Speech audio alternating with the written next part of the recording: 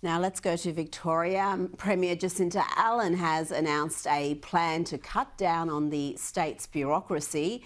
It's going to be fairly severe cuts, Nick. Sources are claiming that more than 6,500 jobs could be axed from Victoria's 55,000 strong public service.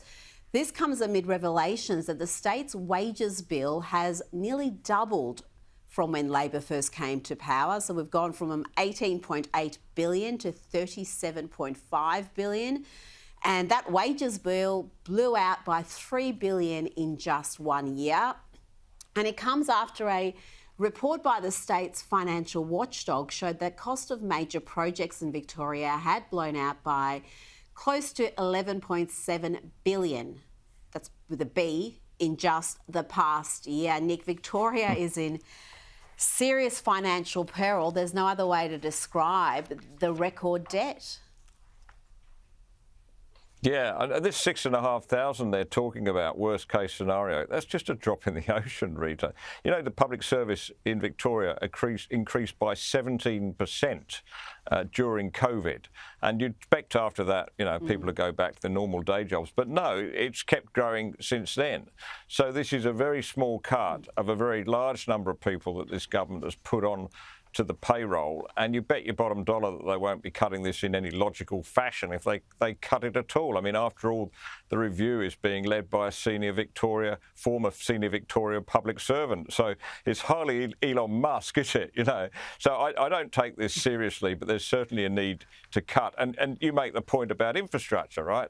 Their infrastructure products are blown out. Not only that, you know, you're not actually finishing anything in Victoria, are you? I mean, you don't want to come here and look at our railways and our tunnels. You'd have infrastructure envy here in New South Wales because we've just got the stuff down. They haven't done that in Victoria. So they're paying more, they've got a larger public service, and it's actually doing less. It's less effective.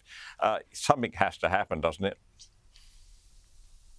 Oh, you would hope so. If you unleashed someone like an Elon Musk in Victoria, it would be remarkable the waste they would find. If you just give them a month, and I think things would sort out fairly quickly.